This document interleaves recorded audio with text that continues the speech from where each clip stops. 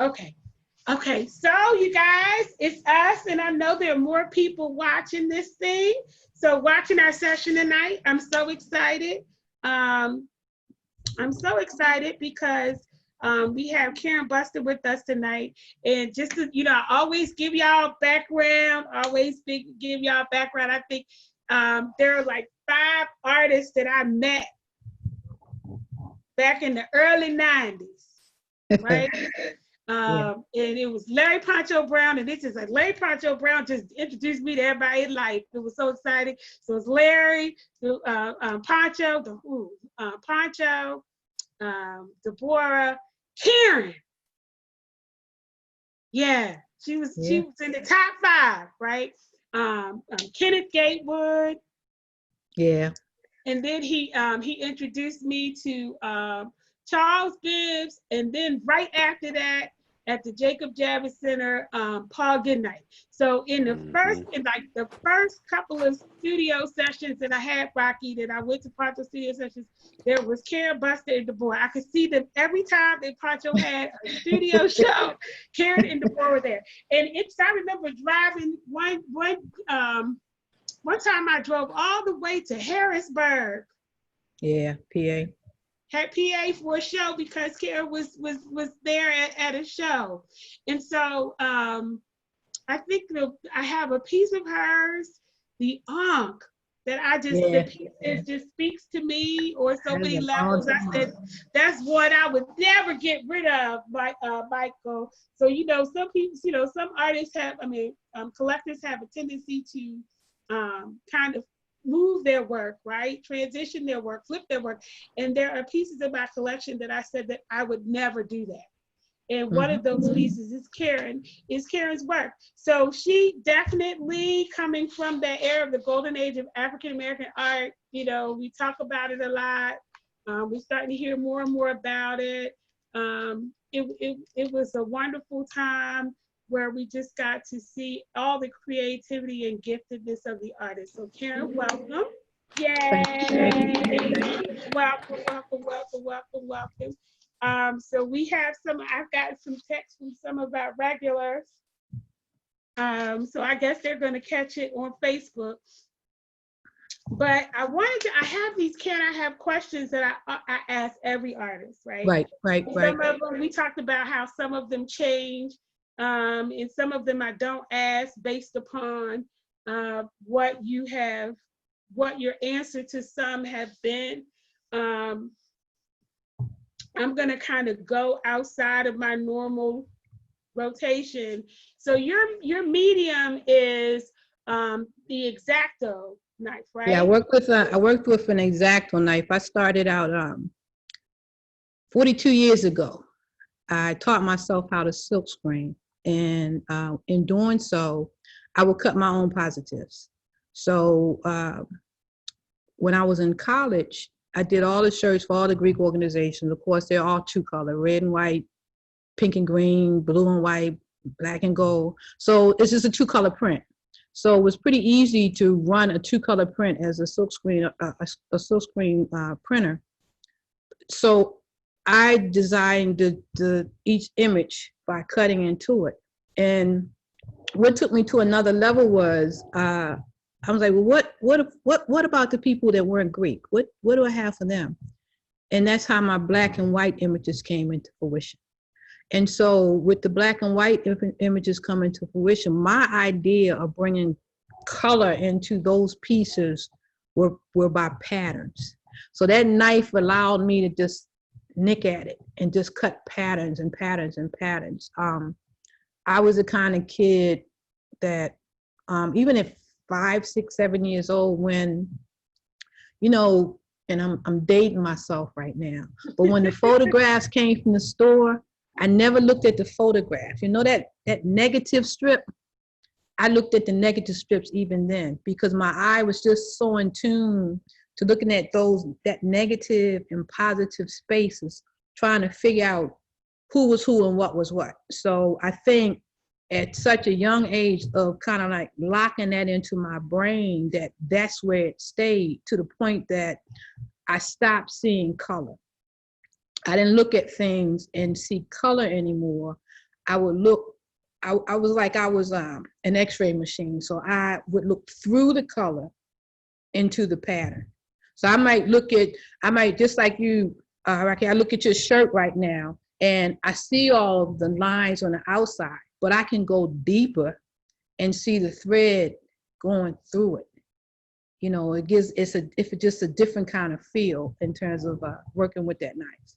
Mm-hmm. So, but you've also started, what did I do? You've also started, I did something wrong. You've also started working with copper, That's new right? for me. Yeah, yeah. Okay. You know, yours truly with her one woman tool. So everything I worked with is just one tool. And I think it's twofold. It allows me to really just get into, I mean, a painter may feel the same way when they're working with the brush or their, you know, the tools that are used. But when I'm working with just this one tool, and I started working with the copper, I'm just going to grab a piece because I actually have it sitting here. And I'm working with the copper. You know, you know, again, everything is just raised. So every Yeah, little that's piece beautiful. thank you. Every little piece Wow. is kind of like pressed in, and it gives it just a whole different kind of, you know, it gives it a dimension in its own character. I've been known for the black and white pieces in my serigraphs, and even my low additions in those, because with my serigraphs I was only doing 50, and even with my Jaclays I'm only doing 100. But I wanted to be able to do original pieces, and hence I got into dealing with the copper.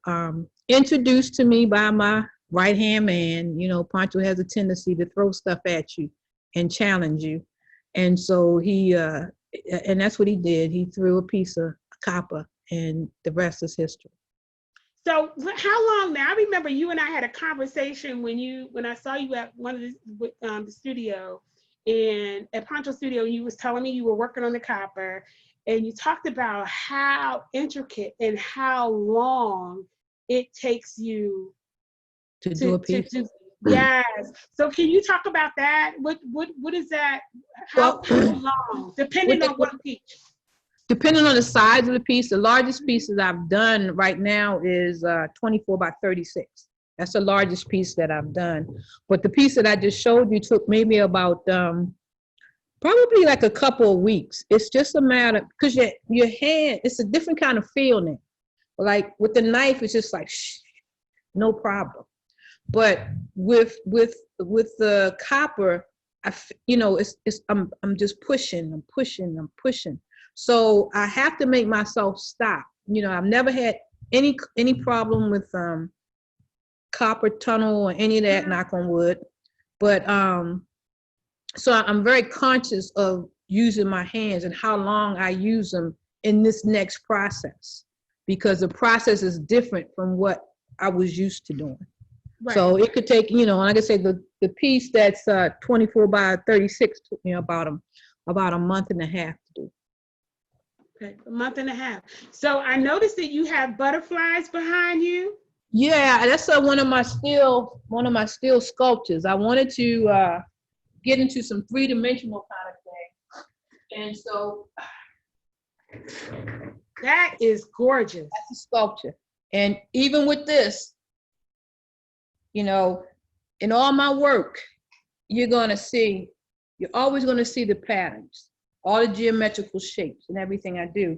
This piece is actually 2 foot tall, stainless steel, and then I'd go back and then I would just embellish it with a stain to give it just another kind of flavor. Boy, it's heavy. Oh, that is beautiful. That is beautiful. So now that you've diversified, right? So Oh, I mean, definitely, yeah. you kind of still doing the same theme, maybe, Yeah, I'm but keeping the different. pattern. Yeah, different patterns and different materials. So was that stretching for you, or you just? Oh, yes. I mean, you know, I won't say other people. I'm so comfortable, or have become so comfortable with screening and with cutting in film. And I say drawing in my film with my knife, that's all I knew. And it was like signing my name. I had it down to a science. So when I had to pick up another material and start working in a whole nother medium, that was a challenge. To the point where I'm the kind of person that if I'm going to do it, I want to be able to master it. So I've gotten the copper technique down in the way that I want it, but I'm even learning things with copper, because with the copper, depending on how you're pressing through the copper, now you have to think about the air that comes from underneath of the copper. And if I'm doing this line, and then I went back and I bent this line, if I go this way with the square, well, the only place for the air to go is out the bottom. So because I use so many patterns, now I have to, it's almost like scientific to try and think of, okay, how do I want this piece to work? And where do I want this air to go? I never had to wonder about that before, because I really, trial and error, when I realized that I closed off that square, and then when I went back into it to do something else, the air had nowhere to go. So now what was not as hard to bend the piece became very hard, because now I'm working against the air. It's like if you have a balloon and you squeeze it, air's going one way or another. So it was forcing me to do some things. So now I'm like, okay, if you're forcing me to go in a direction, I need to take that direction that you're forcing me to go in and make it creative. So I was working into the piece. Okay. So so I remember in your last live, one thing that you talked about that really intrigued me is that you said from very early on, when you saw negative and positive. And so you have attended, you could actually see it. Could you talk about that? That one got me. I kind of stayed on longer just because you were talking about that. I was like, okay, now come on with it. So could you talk about, as an artist, seeing things in negative and positive? Before you even knew you were an artist, you were seeing things in negative. It was a long time before I even realized I was one. But if you think about an X-ray machine and you walk into it, you see a skeleton. So it took off all your clothes and you just see a skeleton of what's left behind. When I look at things, that's what I do. If I look at fabric flowing, I've gotten away from the colors of the fabric, and now I'm into the twine or the mesh of the fabric. If it's laying down and going this way, so I'm looking at how the fabric lines and the material of the fabric goes down and it moves and it does that kind of thing. So when I'm cutting, or whatever I'm doing with my patterns, if I want my flat images for whatever they are to have the movement, I have to take those lines and make them do the things for you to see it. So when I say, when I look at things and I'm just seeing negative and positive, meaning that I pull all the color out of it, and I get down to the meat and the structure of how it's working and how it was put together. Again, I mean, I think everything stems from being a kid. I used to watch my mom with her material, and she would lay it out on a dress form, just a big old piece of material. But I just paid attention to what it did. So I do that in my work. So when I'm working with lines and squares and circles, and I want you to see movement, I have to move them, and that's how I do it, if that makes sense. Is that like the red and white piece behind you in the clothes of the work on the wall? Yes. Yeah. Okay. Gotcha. So you've been doing a lot. You've been working with the copper, working with the metal. and still doing your work. Is there, or do you have an affinity now that you've kind of expanded with your materials? Have you, or the medium, so to speak, have you found yourself having an affinity more for paper, or more for metals, or more for, whatever metal you're using, to include I copper? think I think my comfort zone is always going to be working with that knife. Mm-hmm. But to step away from that and step into other mediums and other tools is opening up a door for me to see you can take your ideas and do something else with them. I always used to dream of seeing my then t-shirts prints or standing up talking to me. I wanted to see these images. Everything was so flat. I wanted to see them upright. Now, some 30 years, 35 years, 40 years later, I'm looking at my stuff upright. So, Pancho always says I'm 8 years behind in everything that I do, which, I might be. But, I go kicking and screaming.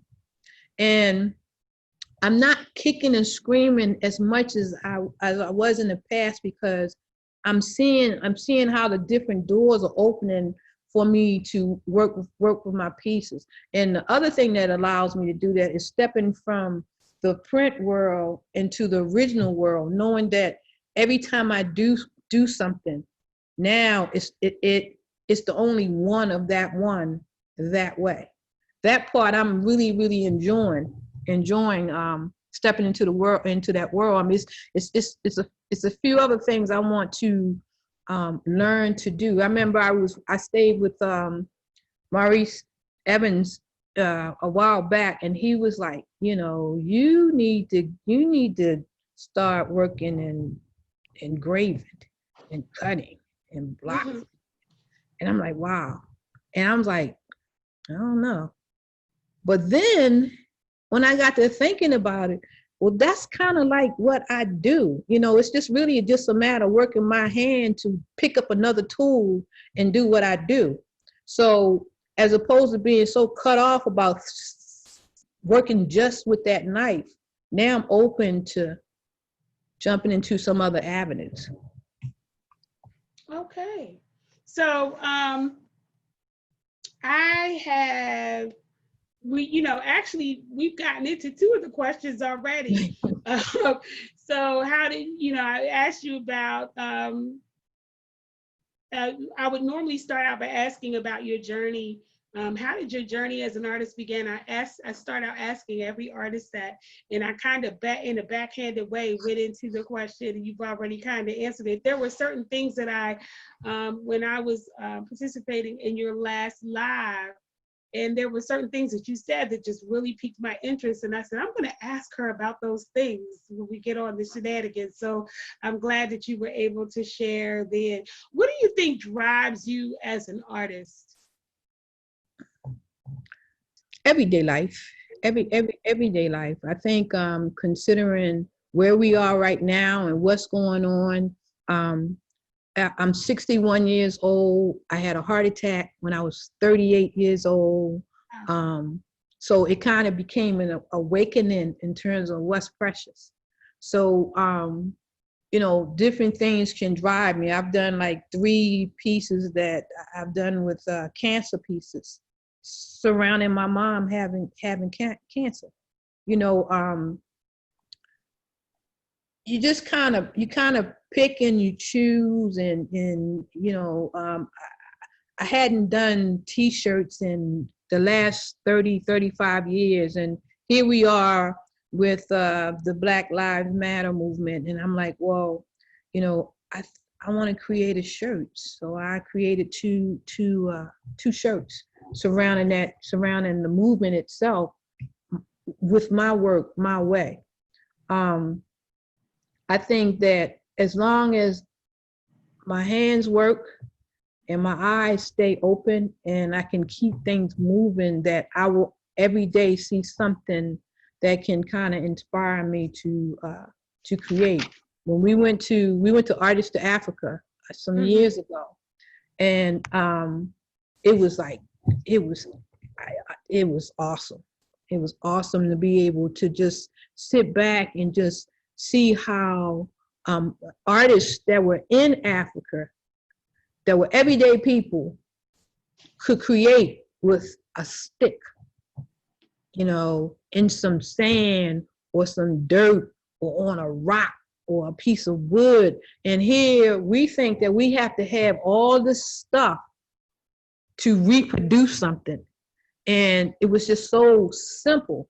And I started thinking that you have to continue to work simple, hence a tool, hence a knife, hence, it, you know, maybe it's like a Neanderthal way for me to think in terms of how I work, but it's my comfort zone. And I don't see a lot of people drawing with a knife the way that I draw with the knife. So I knew that by itself was I was in the right direction with what I was doing, because I was a loner in that aspect. So now it's a matter of just taking some of the other tools that I'm starting to pick up and to master those, to, you know, be able to continue to create and keep my mind open. Because like I said, I was kicking and screaming because I didn't think I could do some of this other stuff. And I realized you can, but you gotta step into it, you know. Only thing left for me to do is pick up a paintbrush. And you talk about somebody's totally afraid of a brush. There you go. Okay, so you're totally afraid of a brush. Why? I don't think, well, I think it's because I don't know where the control comes. You know, when you're dealing with watercolor, and if you just put the wrong amount of ink on something, paint on something, or if you put too much water in it, and then it starts to do its, you know, it takes off and does its own thing. It's like, you know, okay, now what? For me, I can only think that if it's going to do all that, I gotta be able to take what it did naturally and try and hone it in and make it something that can work for me. So that's just like a total foreign tool to me. But you know, I've been challenged, and I'm up for the challenge. I just haven't got there yet. Yeah, that's what amazes me about artists like Kenneth Gatewood. You know, with him, that watercolor just amazes me. Yeah, Like I said, yeah, how do you have so much control? yes, Even I will say the same for Charlie.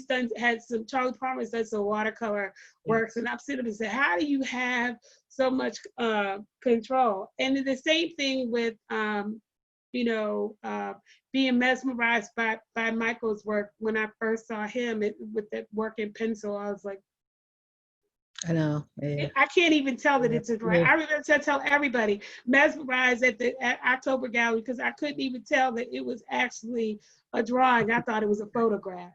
So Yes. it is, I'm just amazed at the giftedness you guys have to create the way that you do.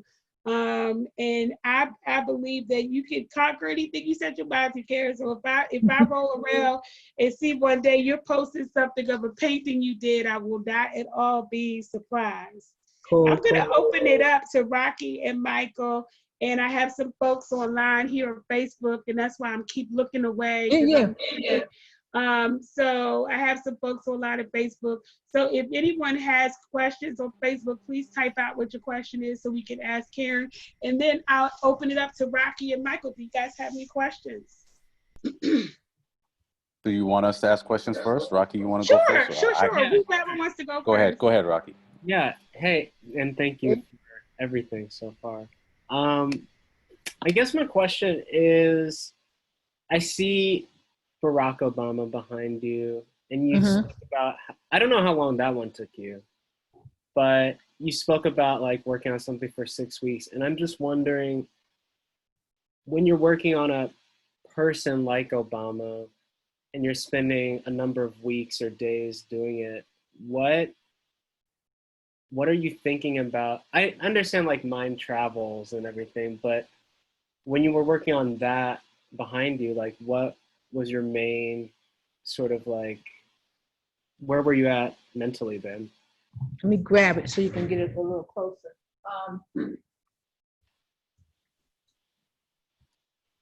So when I was working on this piece, which is Obama, it's nothing but squares. It's just lots of cuts. And when I'm working, I have to understand, how can I bring the opposite of what I need to happen? How do I bring a shadow into his face? So I like, okay, still squares, but then I reverse my cuts to give that here. You know, I reverse my cuts to give it here. So my point of thinking is, how can I make my negative and positive brain kind of switch up for you to see what I need you to see? So I would do things that when I'm working, I may close my eyes just enough to look through my eyelashes. Now this is really weird, to look through my eyelashes, because if I can look through my eyelashes with my eyes very, very closed and see a strong image, then I hit it. If I can't see it, then as opposed to it being a positive print, I did the opposite and it was a negative. I'm not sure how that sounds, but that's how I know whether or not I got it. You know, you talking about complete darkness for him to come out of it. You know, when does the darkness need to come through? You know, how should it come through? How can it come through the patterns and I still keep my patterns in terms of what's going on. So the thought process comes there to make sure that I can present and project what I need for you to see.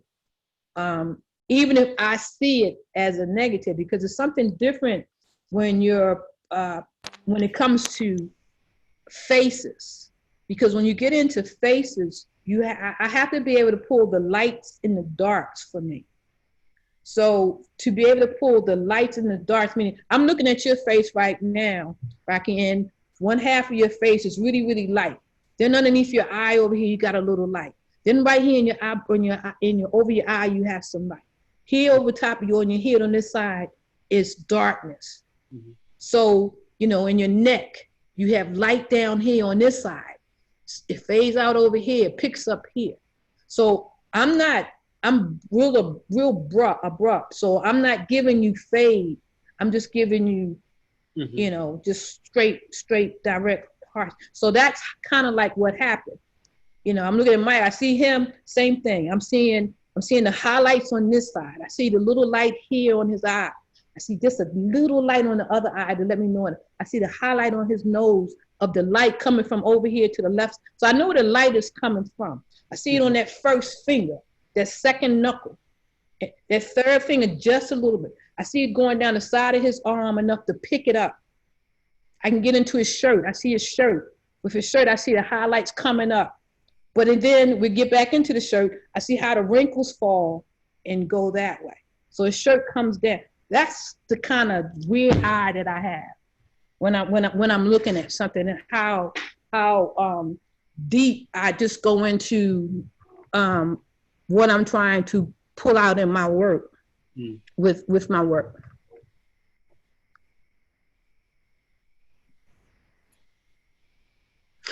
Thanks. I'm like squinting, looking through my eyelashes. Yeah, I mean. So is that what you're doing now? Oh, squinting is a good thing. Yeah. I squint as well. Yeah. Michael, do you have any questions for Karen? Of course. I have lots of questions, but I'll give other people a chance if they chime in. You know, my first question is, because I've known her and her work for quite some time now. So what I am interested to know is, because, you know, as artists, we're into the long long game. Those of us who are still doing it, we do it for a reason. And I'm curious to know, in terms of your art practice, what keeps you energized? Because I know for a lot of artists, we have to always constantly be excited about what we're doing and maintain a certain level of passion, or at least I do. So I'm curious to know, in terms of your art practice, what are you passionate about? Um, well, let me start with the fact that, unlike a lot of artists, I maintain and have maintained a 9 to 5. Okay. From day one, I graduated from Dillard with a degree, but the jobs that I would seek had to be jobs that gave me the freedom to do what I really wanted to be doing. Every job that I got was my something to do. My artwork was my career. So I knew that I wanted my art to be my career and what was going to carry me.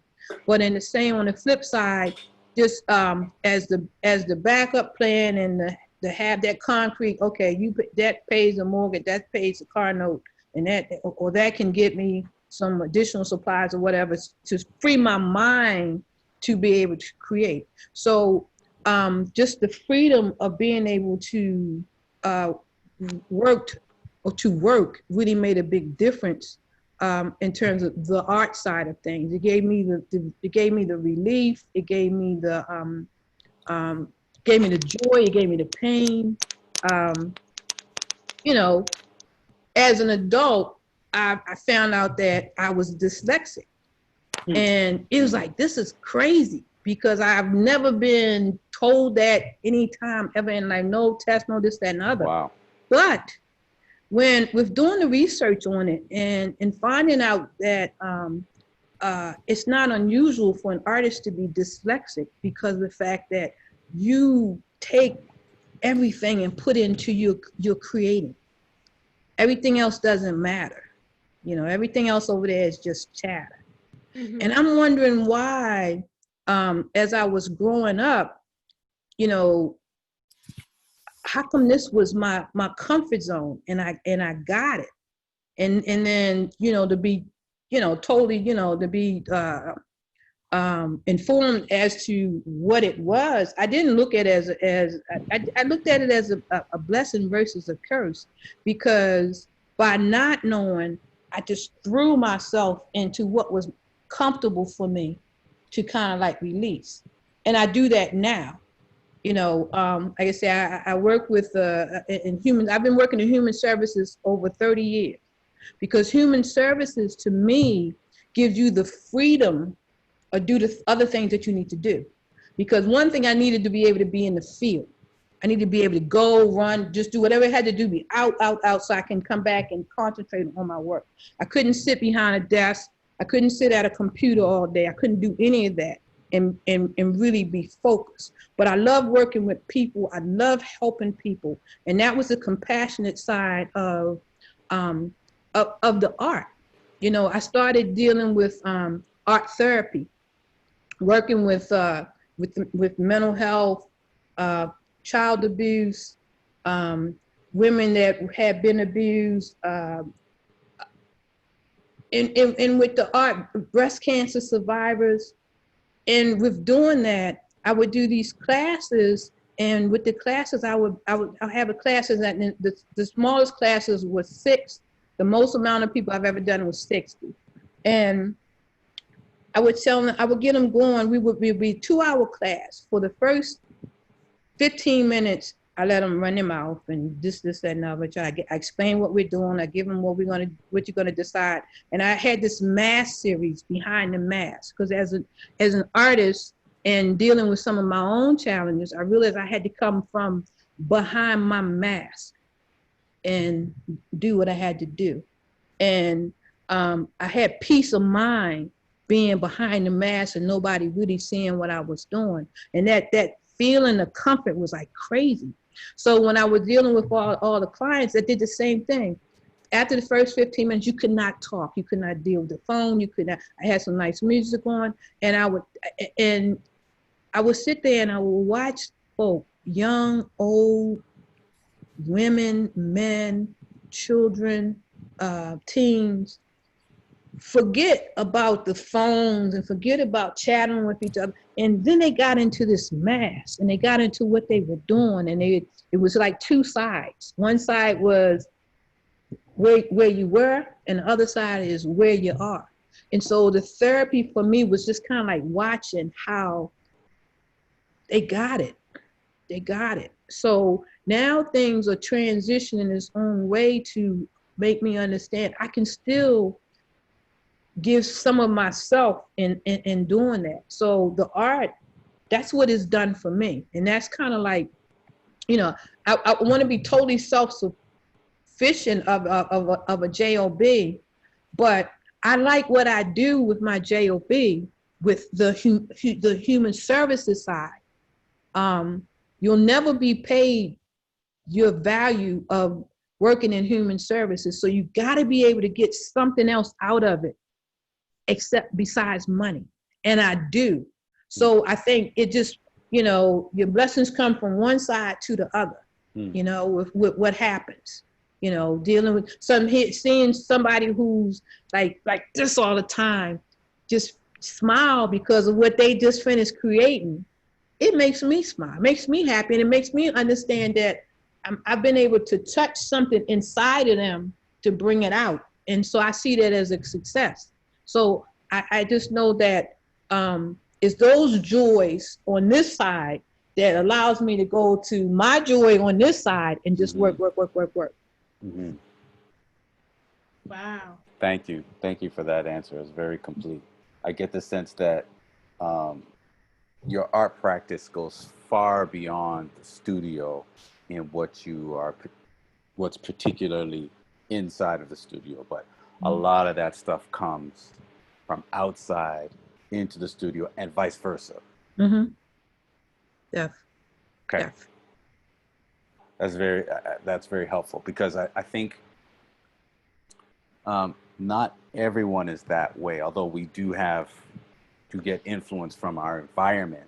Not everybody is at a place where they are as vulnerable as you are in terms of how much you put yourself into your job and how much you allow that to influence what you're doing. So I think that's very interesting, because I know artists that are exactly the opposite. Yeah. What they're doing in their studio is what they're doing.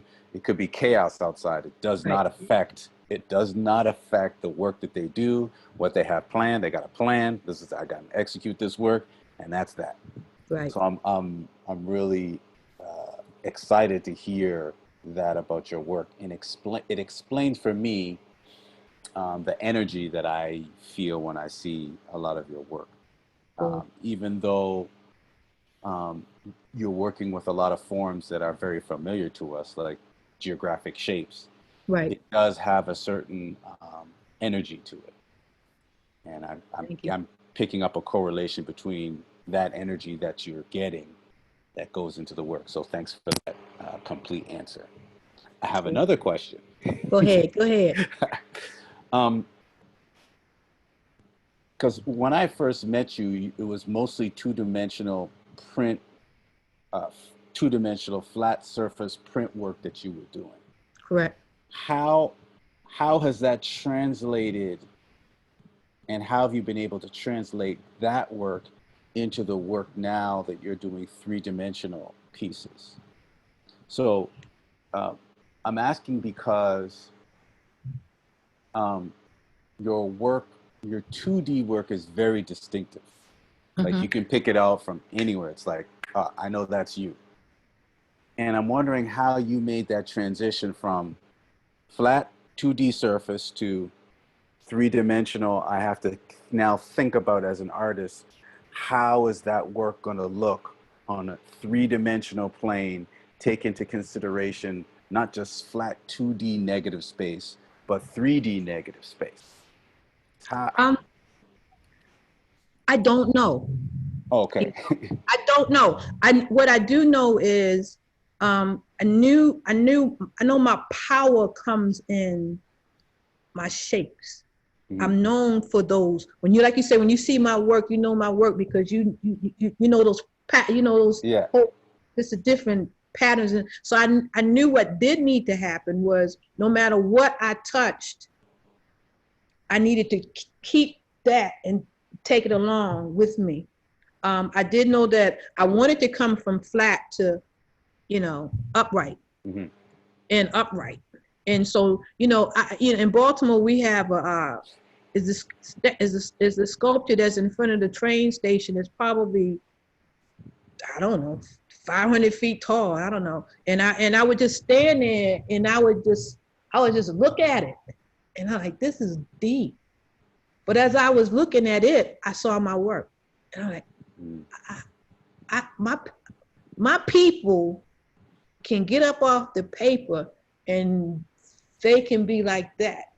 Now I just have to figure out how can I do that to take it from there to there.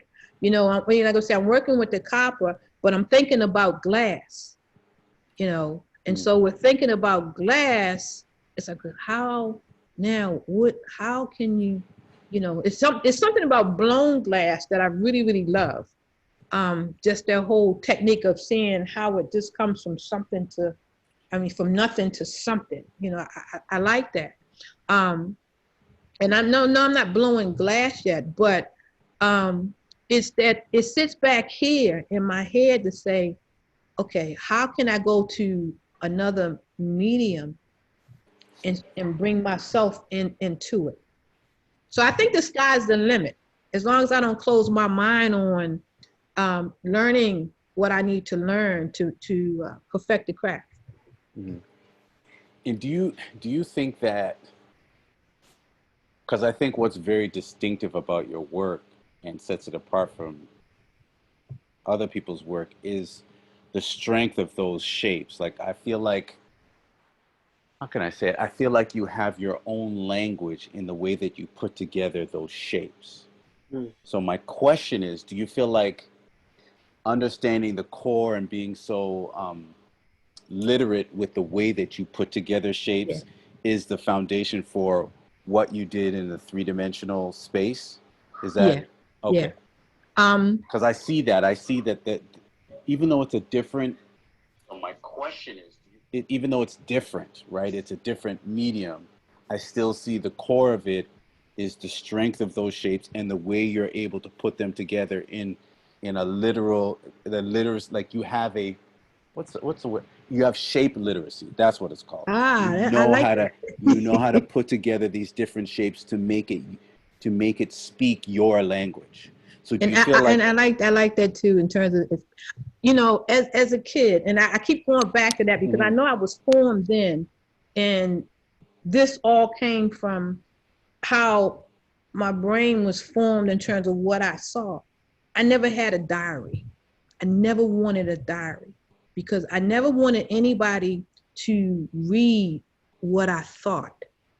And so being able to just create and draw and do that kind of thing, it left it open to interpretation for you to come to your own decision as to what you thought that I was trying to say, or for you to decide that it's what you need to be saying. So then it just took me to another level to say that if you can look at something of mine and it resonate more so for you, then my way of speaking worked because I was able to connect what I was doing to you. I've had people say, was that a man? Was that a woman?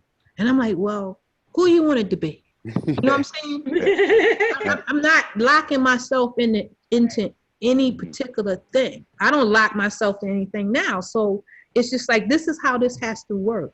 And those little, they I started doing it this way, and then all of a sudden I need to do some of this here. And so some of this feels good. And these go together. And it's just a constant build of whatever's happening that's happening up in here. I'm gonna let someone else take a chance and take a turn because I could I could ask some more questions. So I know that we have some young artists that are watching us. Um, as I'm looking on Facebook. So what pearls of wisdom Karen, you said you've been in this space for over 40 years. What pearls of wisdom would you have for young artists, aspiring artists, emerging artists? What pearls of wisdom would you have? You know, we I think in one session, it might have been the last session or the session before, we talked about, I think when Loban was on, we talked about the business of art, right? Very, very There's a important. business side that a number of people, kind of don't understand, don't know about. What would you say to that those young artists, those aspiring artists, those emerging artists that are out there? What pearls of wisdom would you give them? One about just this whole genre, right? But the other thing about the business of art. I think that the business is such a big piece. I'm probably 20 years behind where I should be business wise. Had I been savvy enough to understand that this was going to be what it was I wanted to be doing, then I would have understood, you know, you're gonna have to pay taxes if you plan to sell some of these pieces. You're gonna need to have you're gonna need to know what kind of monies that you put out. You're gonna need to know what kind of monies that you have come in. I think my lack of business savvy made it more starting out up as a hustle, and I had a hustle mentality. And yes, I was surviving, but I think if it had been more organized and had locked into that from the very beginning, and they kind of like married each other, it would have made it so much easier. So I think for the creative person today, if that's the direction you want to go in, that's a really big piece that you have. That's in all. I think it's your foundation if that's your direction. I think in terms of the art itself, it's like riding a bike. You know, you just gotta keep going and keep reinventing the wheel. I think that's kind of like how my pieces came from off the flat and now they're here, because you got to keep evolving. I'm always looking at my peers. I'm always listening to my peers. I'm always talking to my peers because I know I'm going to get the right advice. I know that you're not telling me anything that's wrong. And I come from constructive criticism. I've always had it as a kid. My uncle was an artist, and he would say something like, I did a drawing of a figure, and he's like, well, why is the arm so long? I'm like, well, the arm is attached to the body. He said, well, on your finger, you have 3 parts. And then you have this part of your hand, and then you have your wrist to your elbow, and your elbow to your shoulder, and your shoulder to your neck. And so I think being open to constructive criticism is a really good thing. I think that any emerging artist should lock horns and or communicate with as many people that have been doing what you're doing for the amount of time just to get the wisdom. It's nothing for me to go to. I think I might see Charles every blue moon. I may talk to him every other month. Poncho Durning every day. But they always telling me something. They always, whether I want to hear it or I don't. Way back in the day, I did New Orleans Essence Festival. And I was heartbroken because I didn't make any money.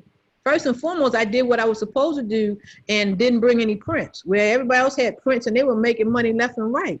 Secondly, Charles was way on the other side. And he came to me and he's like, Karen, I had all these fancy frames and all these fancy mats and all this stuff I paid for to have this stuff done professionally. He said, you taking away from your work. Your work is so strong, it doesn't need on. Throw a white mat on it, get your black frame, and show the work. And I never forgot that.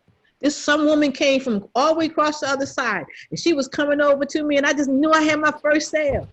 She said, "Oh, I like that one because that red mat goes with my couch." I'm like, deep, but I got it. So I'm like, I was kind of pissed to hear that, but I got what he was saying, that I needed to put that focus in. So for young folks and emerging folks, you know, there's no question that you shouldn't be able to ask somebody. And if you ask somebody a question about what's going on with you and your work and they don't want to tell you, run. That's not the person you need to be talking to. Because every artist or everybody that I have come to ask something, they have opened their hands and their heart to me to give me their opinion or their, you know, or whatever I need to know about what it is I'm doing. And all that kind of, you know, put me in a position. I know you have to constantly reach back and pull that next person up and teach them. And, you know, when a child comes into my booth and they just so happy. And I mean, to me, I'd rather see a child come in my booth than an adult, because children, man, they're your biggest critics, and they're going to tell you straight out what they think. And then when I asked them that one question, which was asked to me, "Are you an artist?" And you see them just, you know, get to start talking about how they do this, that, and the other, I know that they walk away. I mean, I met with a young lady the other day. Her mother is probably, if I'm saying, she might be 40, her daughter might be 20, 26, 27. And she showed me something that her daughter did, drawn when I first met her, because she left my booth in Baltimore, and she went home and created a piece. I'm like, success.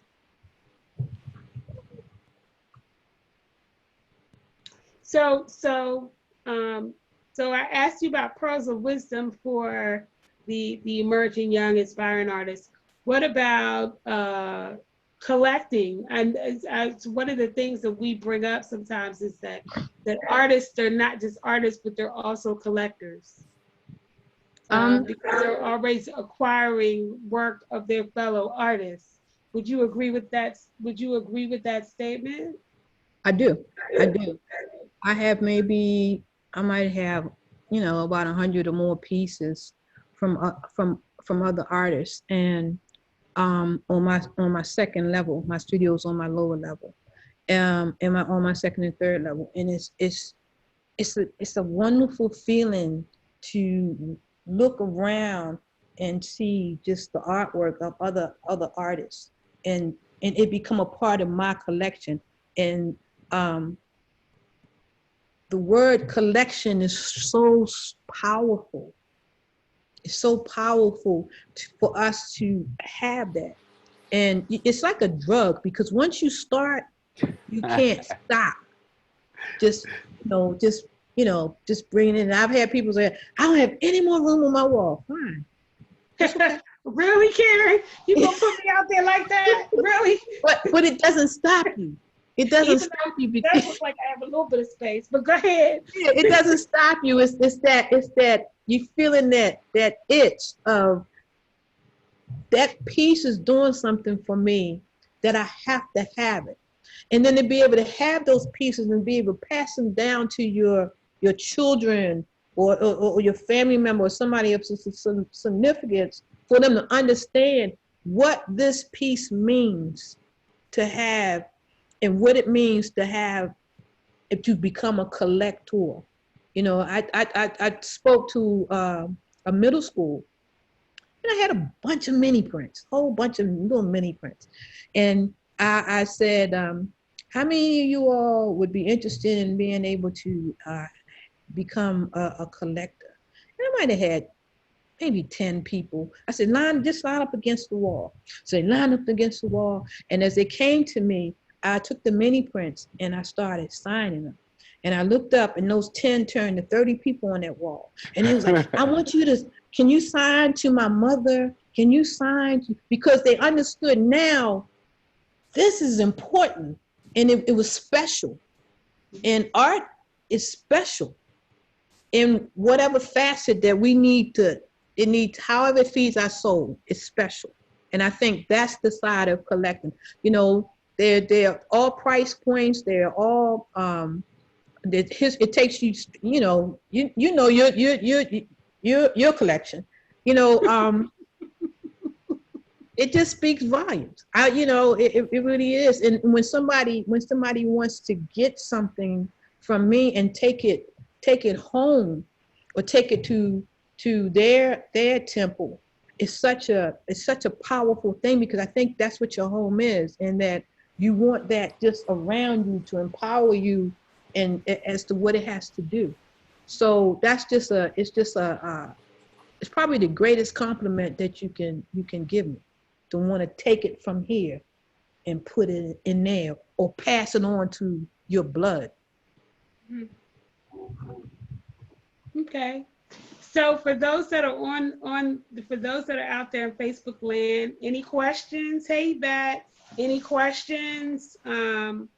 Rocky, Michael, you have any more questions? I think I have one more maybe, but I wanted to open it up again to see if anyone had any questions. Any questions? Okay, I'll ask one more. Oh my God, come on. I'll ask one more. In terms of giving advice and coming alongside of younger artists, because I find, you know, I'm doing that a lot now as well. What is important to you when you come alongside a younger artist and you're giving them advice? What are some of the things that you always let them know that is important for them to focus on? That's a good question. I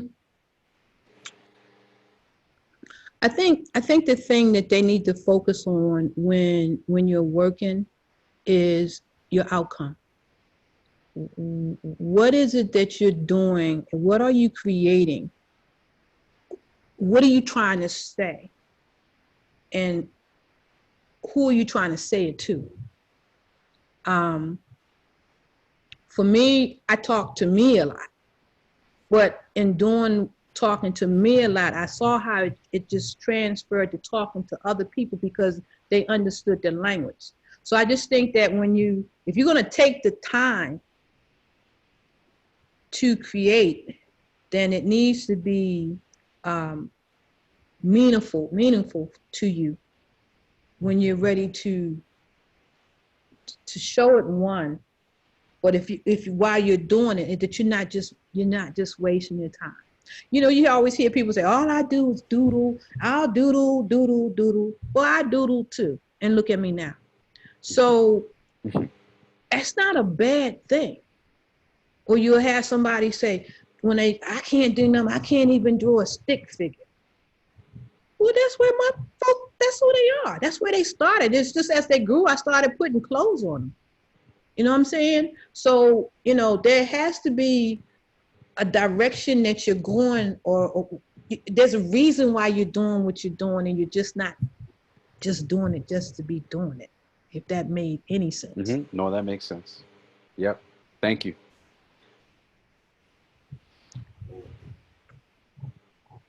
Okay.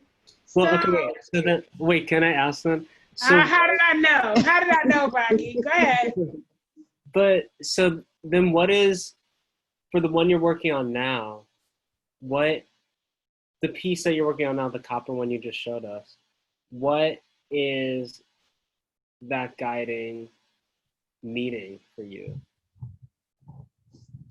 The piece that you're talking about that I worked on here, that's nice. It was about strength. You know, it's a strong piece, and it was a hard piece to work in. So with working in this, I every little square And every little circle, I can go back and I can think about what it took to do it. So then just comes, it's that much more special to me, and where the strength comes from. It's a warrior. We need warriors right now. So that's kind of like how it came into fruition. And what I like most about the copper is that when I feel it, man, it's off the chain. I had a blind person come to my studio, and his wife was explaining to him some pieces, and that's what he did. That's what he did. Man, I wanted to cry because, he could feel what was going on, and I had no idea that it transferred from how I felt with what I was doing to this young man who was blind, who said to me, all right, I'm going in the right direction with what I'm doing, because it now became a piece. You don't touch that. Don't touch it. This blind man was, I was reaching him, and he was reaching me, and didn't even realize it. That's art. That's art. That something like that, or that little thing that somebody's doing. Back to the emerging artist or the person's creating. Have a reason, because if you put it into it, it's gonna come out. It's gonna come out when you show it. You have no choice. You don't understand the power that's in you. I didn't. I had no idea. I'm trying to figure out another direction to go with my work. But now that I found another direction, I'm digging this. I'm really digging this, and I just keep. I'm hungry for what the next piece is. And I'm the kind of person, I will not work on. Sometimes people like to work on 2, 3, 4 things at the same time. I can't do that. I have to remain focused on what it is that I'm working on. And I don't work on anything else until I finish that, because I have to see it finished. And that might be a downfall for some, because it kind of slows your process. But this is my therapy. So there's no time limit on my therapy. Wow. Okay. Rocky, that was a good one. He always says that last question. Yes, he did. So I'm going to ask you a couple questions. One, normally how many, and they may gravitate. So I'm looking at I'm kind of struck by the butterfly piece. So normally when you're developing the sculptures, right? This is one thing that I'm actively working to, even though I'm still acquiring work on paper and canvas. I'm also interested in diversifying my collection to have more sculptures. Mm-hmm. So when you're, I know you've done a series that are focused on your sorors, Delta Sigma Theta Sorority Incorporated. Ooh, okay, I'm back. And how many sculptures of one particular piece what's that edition size looking like? Well, like you said, for the Deltas, I actually did it specifically for our 106th year anniversary. So there will only be 106 of those. And so each one of those assigned a number for that reason, and it's where it stopped. Okay. For my other sculptures, I try and make sure every sculpture is an original, because it's going to be not a series. It's going to be something that I'm going to do so that there are no two that are alike, to make it original. It might be a bend, it may be the paint, it may be embellished, it may be whatever, so that you have that one piece.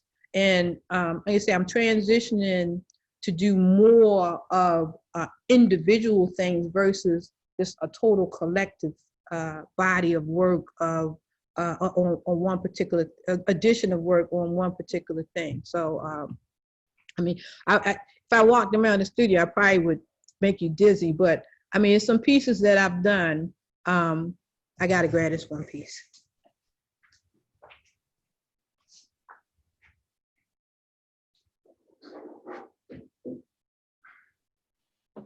Is Karen in Maryland? Yep. Okay. See that? It's a whole slew of artists in Maryland, Rocky, but I did not know that. Yeah. That's something you taught me. That's wood. Oh, wow. That's wood. And so in this wood piece, there are spindles. So if I were to turn it to the side, you can see its dimension. You know, there's spindles, there earring backings, there mosaic tiles, and you know, one of a kind pieces. One of the first pieces that I did, or it's like 40 by 60 in size. It's a nice size piece. But I say that to say, I just keep reaching. You know, I just keep reaching. I keep working, and I keep trying to not reinvent the wheel. Just figure out, if I turn the wheel this way, okay, can I turn it back that way? And then can I spin it like 3 times? But it's the same wheel. I'm just doing different things with it. And that's kind of like back to the work, even though it's not a lot of geometrics in here, but it is some that's in there. Yeah. There's still some that are in there. So you're gonna find repetition in my style of work. So I just have to keep reaching and keep trying to, you know, keep it moving. So you know, I mean, I have a piece of sculpture over here that's 4 feet tall. Well, like I told you, when I was in downtown, I was looking at that piece and I was going like this. I want to be able to look at one of my pieces somewhere and do that. That's where I want to go. You know, so that's kind of like how I'm thinking. So here's my next question, and this is kind of a little thought provoking. I talked to Michael, and I had a conversation. We've had many, but I've had a conversation about the next generation, or you know, seeing the similarities in work, right? How artists are like, you see similarities in the work of previous artists that have gone on to the artists now, and so I'll give you an example. I've said that I think we talk about Charles White, right? Charles Wilbur White, one of the best. Just blows your mind every time you see his work. And I look at some of the artists now that kind of remind me of that work. Like they're following in the footsteps of the lineage of, if you will, creativeness wise.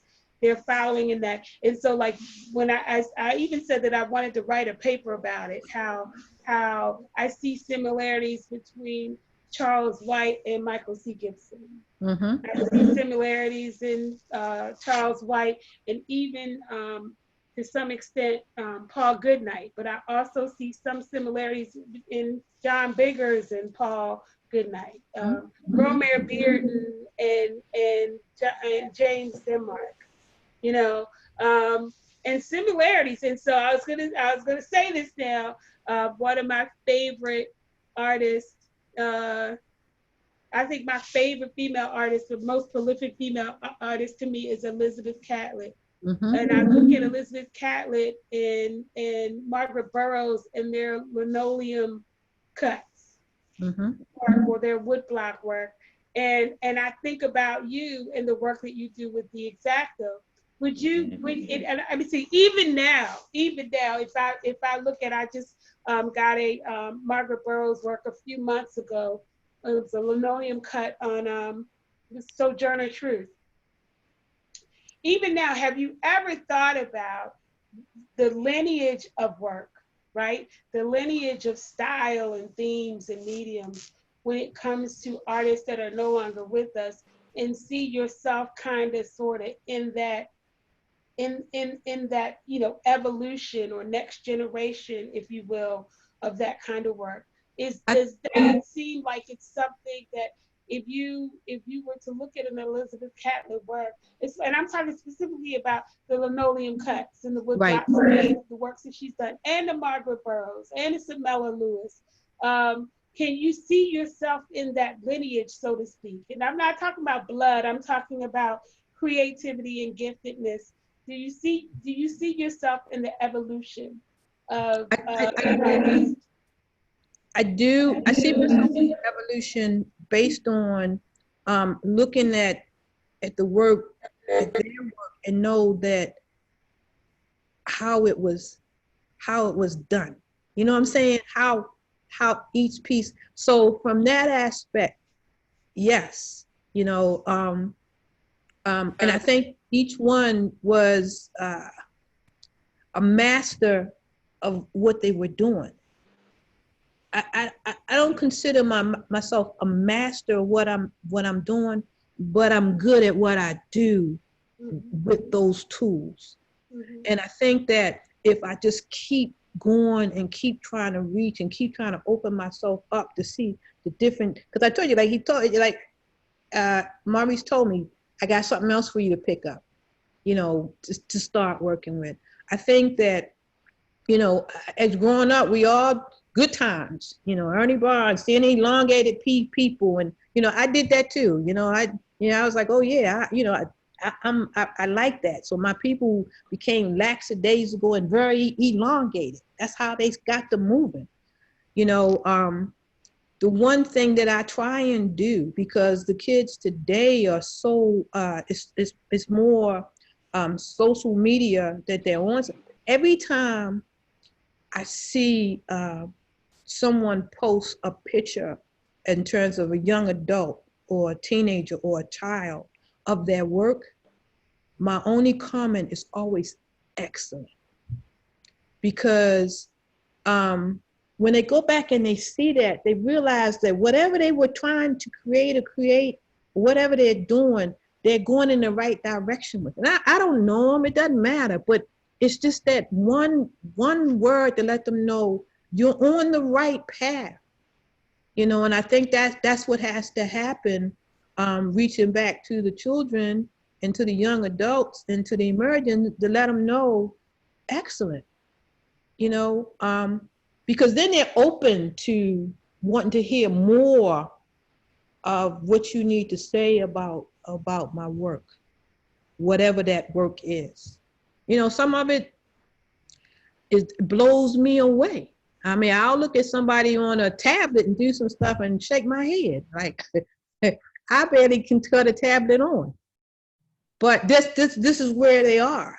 You know, or I may see a kid that has drawn something and it's like a ta-da, and I'm like, excellent.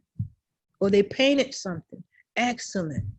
You know, so I think that, you know, in terms of my predecessors, to look at their work, I say the same thing when I see it, excellent. So it just gives me something else to strive toward.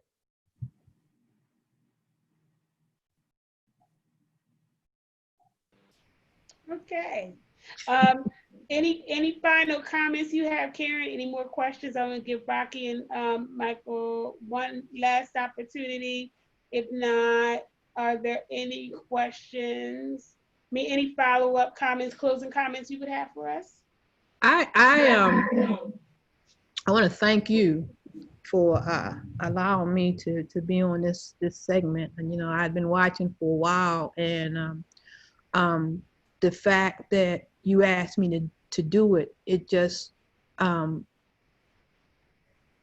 you know, it allows me to know I have and am continuing to go in the right direction with my craft one, and more so as an artist, and how important it really is. Because I was asked that question almost 40 years ago, and it was, you know, by Poncho, who asked me, are you an artist? We were on our way down to Atlanta to a show. First time I went with them, and I couldn't answer the question because I've never thought of that before. I never thought of myself. Nobody ever asked me that. But now, my name is Karen Y. Buster, and I'm an artist. It flows, just flows. So it's the little things that become the big things that let me know that I'm going in the right direction with what I'm doing. This is one of the big things that let me know I'm going in the right direction with what I'm doing. And so I thank you for continuing to put us out there and to introduce, people to what we do, what I do, and to be able to talk about it. Because I told you before, I didn't talk. I didn't want to talk about my work. I have no problem with talking about it now. And I know that's the whole fruition of what kind of like happened. So, thank you. So I'm excited to have you on. And I talked to you, we talked virtually a while before we actually, settled on the day. I think what's exciting about, I think that when God gives, God places giftedness, and I've said this, man. When I was working on the book project, it was amazing to me to think about just how gifted and talented you guys are. And I will say this, one thing is that you talked about Pancho said, are you an artist? Just like Pancho said, collector. And I'll tell anybody this story. He'll say, are you a collector? I said, no, I'm not a collector. He said, how many pieces you are? I think I told him I had 10 pieces. He said, you're a collector. I was like, get out. It totally, Michael, totally changed my worldview. Yep. It totally changed my worldview and took on a life of its own. And so one thing that I will say to you, and I will say this publicly, I'm on social media, so I'm going to say this publicly. I thank each and every artist that is poured into him or herself and share their giftedness and work with the world. I think you guys have an incredible gift, and I don't even think you know the seriousness of the gift that you have.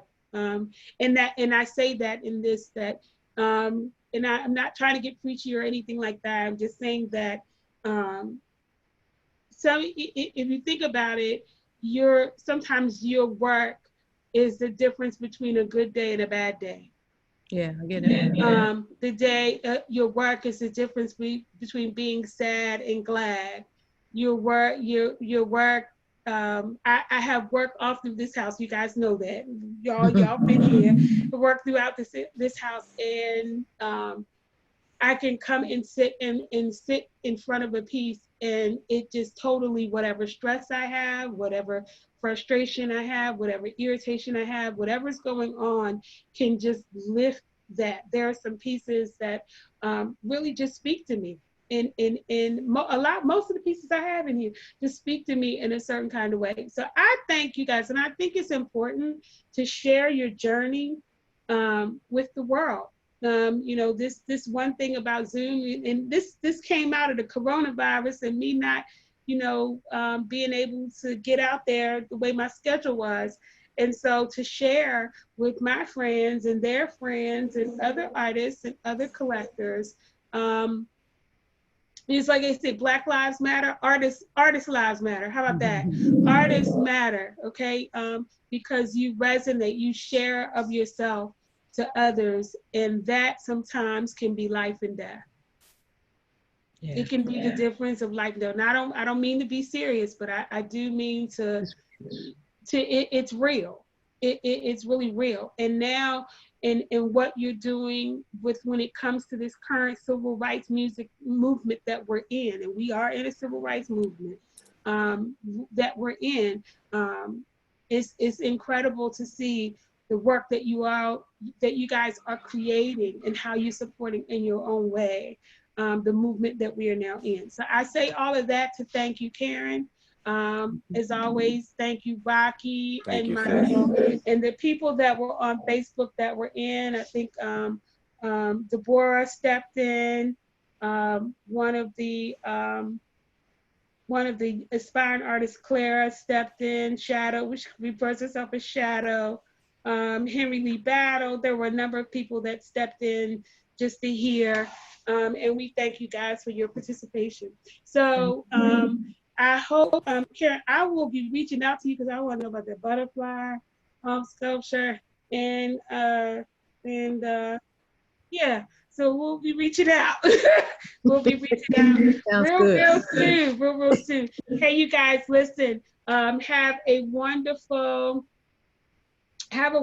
evening and a wonderful week. I'm not sure if we will be available to meet next week, only because we have the auction coming up on Saturday, which is a major auction. And then we're also preparing for the summer series. So we are having our first session on the 18th about auctioning, a follow-up session on the 1st of August by Curly Holton on printmaking, and a follow-up session, I believe, on the 15th for Janice Lee on appraising. And we have sessions in the latter part of August and also through September, one on conservation and one on forgery. So spread the word. If anybody wants any more information about that, please let me know. We already have we have lined up for some conversations about sessions on, we want to do one on art law. So depending on how the summer series goes, then we already have at least 3 or 4 sessions lined up for the fall session. One, Michael, to your point about collection. Yes, collectors. Yeah, do the beginning collectors, sort of the 101, and then do the intermediate senior. So we're definitely working towards that. But art law is one of those things that is so incredibly important. And I'm going to say this, and then we're going to end it. The story that came out about the work that was being auctioned off, consigned and auctioned off. I think it's either Sotheby's or Christie. We talked about this the last time, Michael. That was a Charles White piece, and they were about to auction it off. And it was a piece that was owned by Howard University, and they don't know how they lost it. They don't know what happened to it. Right. But Sotheby's had ended up not going ahead with auctioning the piece and returned the piece to Howard University. So there's a lot. I think artists and collectors and gallery owners need to learn more about art law. Yeah. Especially collectors, they need to understand that while they may own the work, the intellectual property of the work, right? Yes, it's the copyright law. The copyright law, it still belongs to the artist. So you just can't go and replicate that piece and make a copy of that piece or put it on a mug or put it on a t-shirt unless you get the permission of the artist. And I will say that a lot of people do some crazy stuff out here, doing some crazy stuff out here, but at the end of the day, you know, we as collectors need to honor the laws that protect the artist and the work. At the same time, the artists need to know what their rights are. So hopefully that one will be coming up, trying to finalize that in the fall, but it depends on how we do with the summer series. So put the word out there, you guys. And if you have any question about the summer series, please let me know. That's for everyone that's listening. With that said, you guys have a wonderful evening. Be safe. And this will be rebroadcasted on Facebook and YouTube. So have a great evening. Thank you, sis. Good to see you again. Thank you both. All right. Bye-bye. Night. Wait, where's the auction? How do you see the auction? So the auctions will be available through Zoom. So Rocky, hit me up privately and you and I can talk about the auction, okay? But it will be available through Zoom. You do have to register in Eventbrite But I would say if you, for instance, there is a fee for each session, but if you're taking more than one session, then of course there's a discounted fee. So if you're interested in taking more than one session, then I would say hit me up outside of Eventbrite, and then we can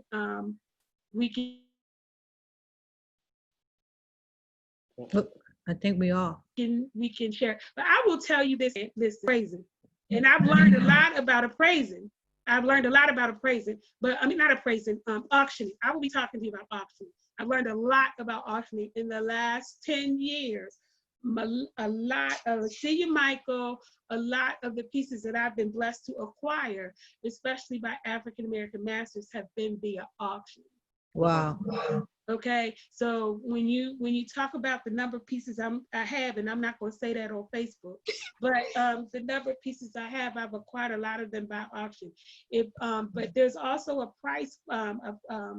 There's also appraising, printmaking, different things that we have available. But I'm going to tell you, man, I got just by showing that clip of me talking with my conservation guy about that piece, Karen, over 2,700 views.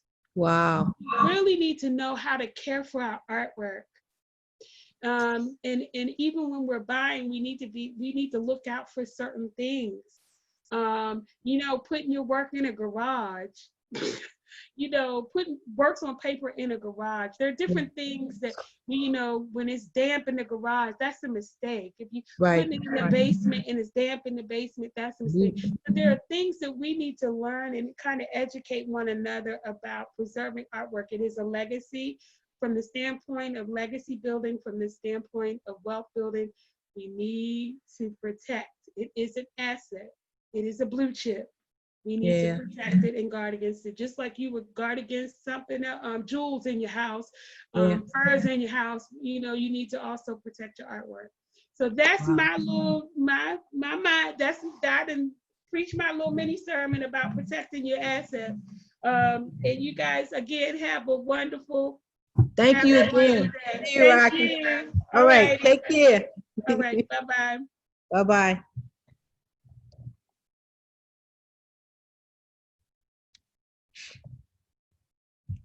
Oh, I'm not off.